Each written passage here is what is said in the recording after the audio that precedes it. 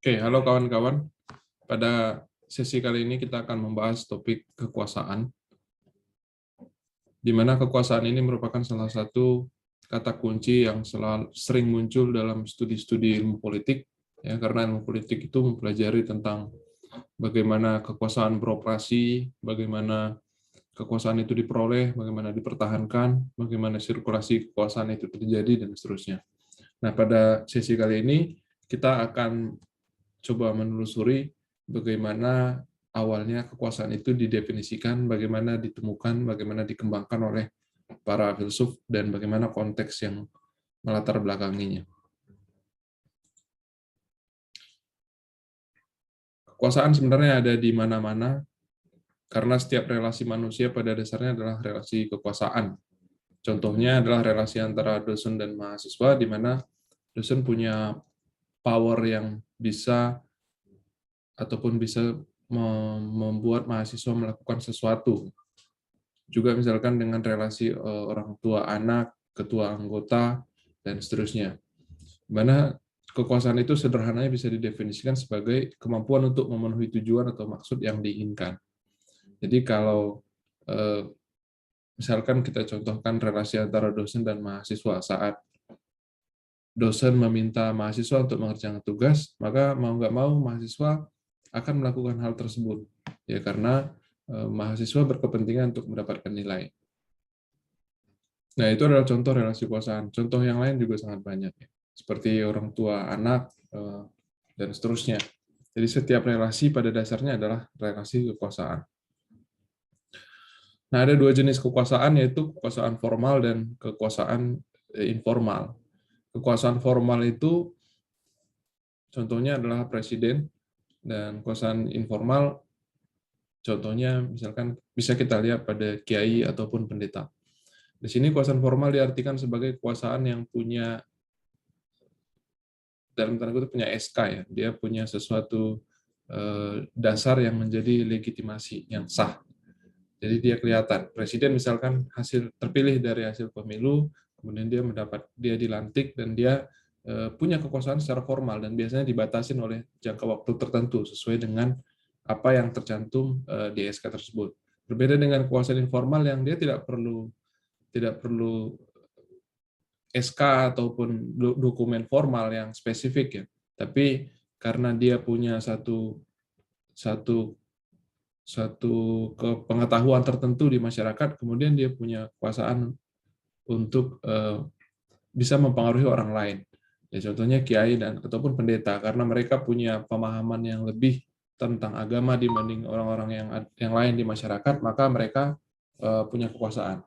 Nah, di ilmu politik biasanya yang lebih sering ditekankan adalah pada kekuasaan formal. Bagaimana presiden itu punya kewenangan untuk mengatur masyarakat, bagaimana negara punya kekuasaan untuk melakukan hal-hal yang dianggap merupakan satu kesepakatan.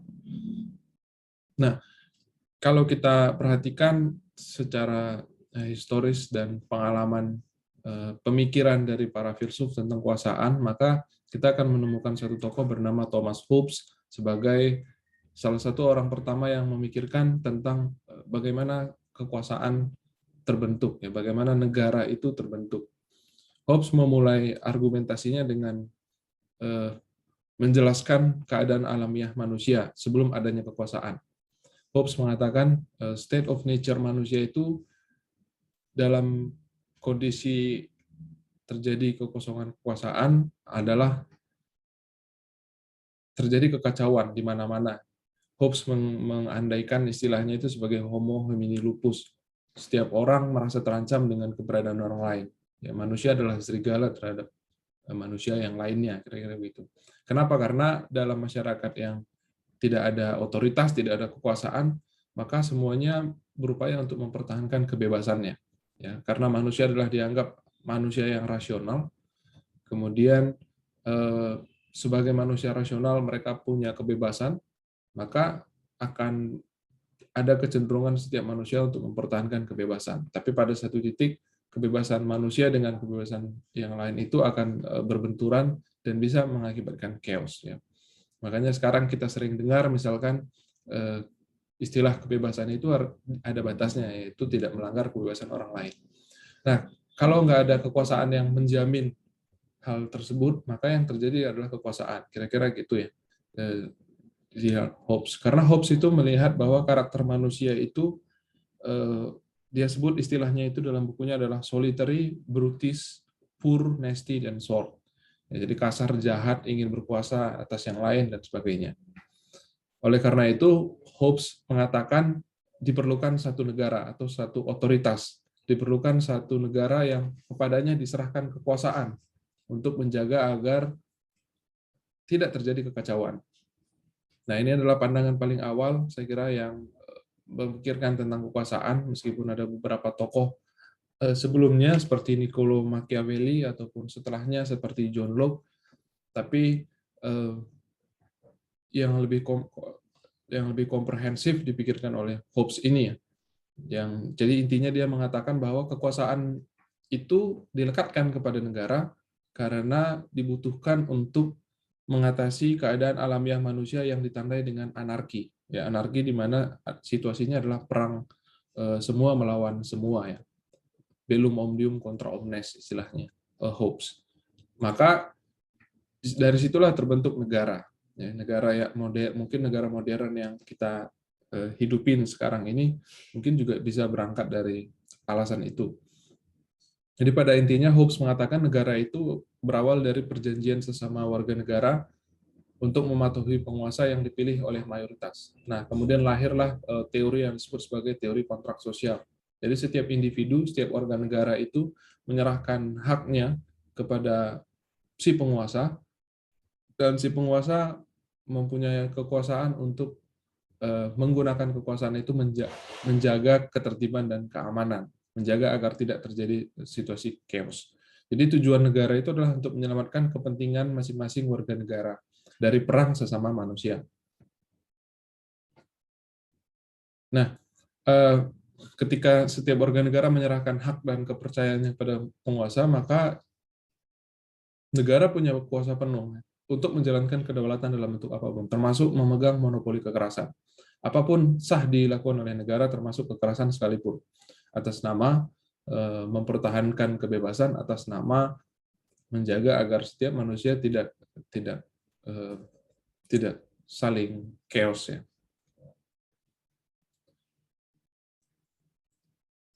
Hobbes mengistilahkan negara itu sebagai Leviathan. Leviathan ini semacam mitos monster laut yang sangat kuat yang ditakuti oleh semua orang. Jadi dia membayangkan negara seperti itu. Pemerintah yang diperbolehkan menggunakan kekerasan dalam rangka menjamin agar tidak terjadi chaos di masyarakat. Oleh karena itu, kekuasaan ala Hobbes ini bersifat sentralistik. Dia tidak bisa dibagi total dan utuh.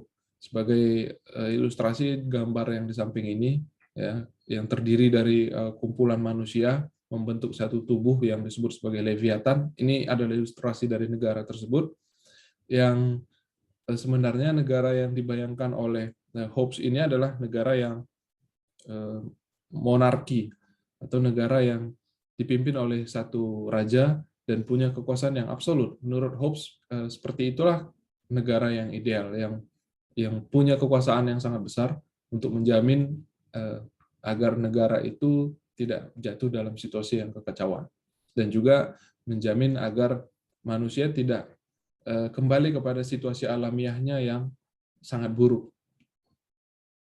Jadi kira-kira seperti itu gambaran definisi maupun asal-usul kekuasaan menurut Hobbes. Ini sebenarnya tak lepas dari konteks hidup Hobbes, Thomas Hobbes ya. Pada saat itu dia hidup di tengah situasi perang, ya, situasi perang di Inggris, sehingga dia nalarnya mengatakan bahwa situasi manusia sangat buruk. Oleh karena itu butuh satu kekuasaan yang diberikan kepada satu otoritas, yaitu negara, untuk menjaga supaya hal-hal buruk itu tidak terus terjadi. Nah, ini sebenarnya adalah pandangan kekuasaan dari perspektif liberal. Jadi kesimpulannya sebenarnya dari perspektif liberal, kekuasaan itu bermula dari konsensus rasional, yaitu yang disebut sebagai kontrak sosial.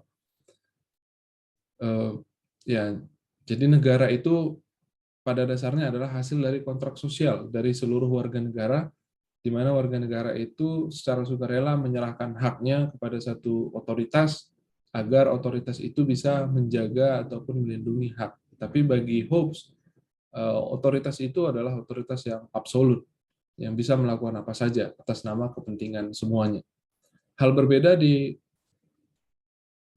oleh John Locke, ya, secara berseberangan. Dia menganggap manusia itu pada dasarnya adalah baik, damai, dan tidak anarkis seperti dalam pandangan Hobbes.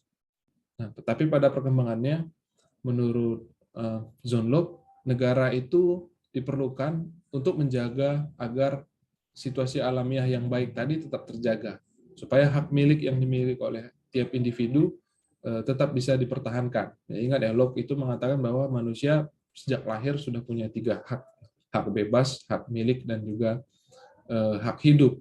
Ya, untuk melindungi hak tersebut, menurutnya diperlukan satu otoritas. Jadi setiap orang menyerahkan sebagian haknya kepada negara, dan negara itu punya kekuasaan untuk menjaga agar tidak ada pelanggaran antar sesama warga negara. Itu pandangan Locke yang berseberangan dengan pandangan Hobbes. Jadi pada intinya sebenarnya kekuasaan itu cenderung korup, ya. Istilah tradisional dari Lord Acton mengatakan power tends to corrupt, absolute power corrupt absolutely, atau kekuasaan itu cenderung korup, sementara kekuasaan yang absolut sudah pasti korup. Tapi sialnya kekuasaan itu dibutuhkan karena manusia hidup di tempat yang tidak sempurna. Ya, karena manusia tidak semuanya baik. Manusia ada yang melanggar kebebasan orang lain, sehingga kita perlu satu kekuasaan untuk menjaga agar hal itu tidak terjadi. Pelanggaran-pelanggaran kebebasan, pelanggaran hak itu tidak terjadi. Nah, kekuasaan itu kemudian berkembang, ya.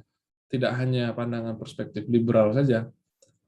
Ada perspektif yang lain, misalnya perspektif dependensia atau ketergantungan, yang menganggap kekuasaan itu terbentuk melalui dominasi yang dipaksakan, bisa dalam bentuk ekonomi, politik, keunggulan ras, mayoritarianisme, dan lain-lain.